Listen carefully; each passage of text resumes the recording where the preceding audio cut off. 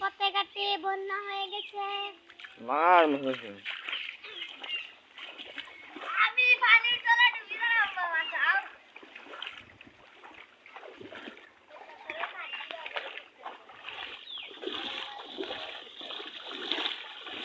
আমি আন্দাজ দেশে দিন নদী নালা হয়ে গেছে মিয়া।